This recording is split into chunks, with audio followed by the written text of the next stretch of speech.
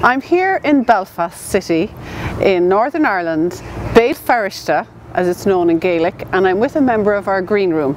And here we are with Pádraic MacCoitir, that's Belfast. And Pádraic, can you tell us where we are in Belfast here? I notice we're standing in front of a sign anyway that's giving us a little clue. Yes. Short Strand.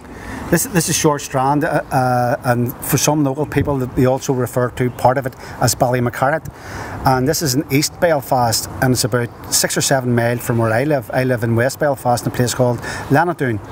And I have a number of friends here, and I would come over here occasionally, not too often. And is this a predominantly Catholic or Protestant area when we're in East Belfast here now?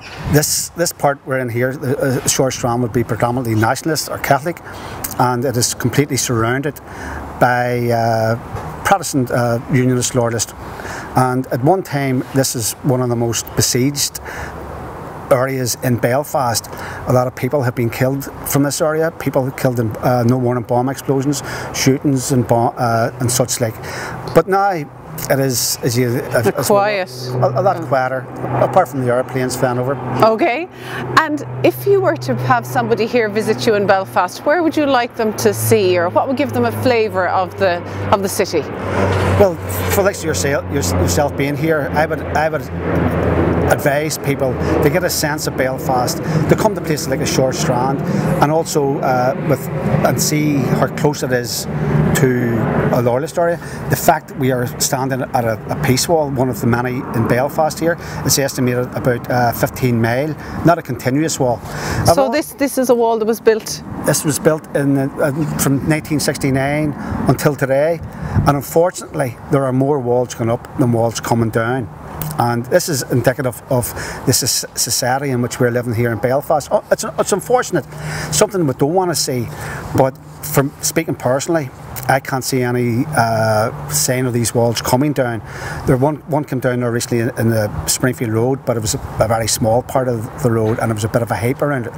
So walking around the city, you'll see the walls, and I also noticed murals on the walls as well, paintings and pictures depicting history and events that had happened during the Troubled times. Anything else people should look out for?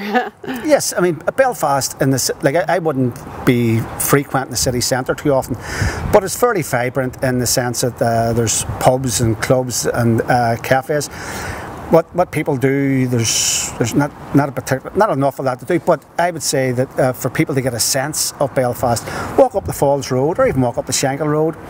And a place in which I would advise or ask people to go to, if they can go to, is the Milltown Cemetery, because of the history, especially of Belfast. So we're going to take a trip out there maybe later. And also we're near the Titanic experience, which I know is this whole area was, shipbuilding was a big thing here, wasn't it, through the centuries. So we're going to take a look there as well and have a look at that. Yes. Because I know that was, the shipbuilding was what made Belfast great, really, wasn't it? Yes, at one time the shipyard here was the biggest in the world. Very close to here was Sirocco Rope Works, which again was the biggest in the world at the time. For rope making, to build, with the ships, yeah. And also closer to that again, or very close to that again, was Gallagher's Tobacco Factory, which was the biggest in the world at one time. Wow, so this was a very, very thriving area. And I know we were talking about the population, that it's actually less now than it was back in the 1800s. Yes, the population does fluctuate depending on the electoral boundaries, but Belfast has a population of about 320,000, but the period in which you're talking about, it was near enough 500,000 people at one time. Wow. And it's possibly because Belfast expanding, whereby you have the suburbs being built.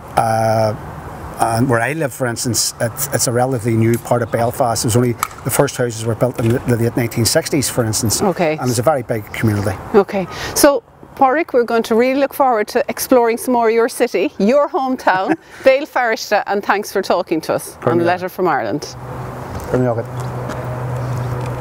Well, lads.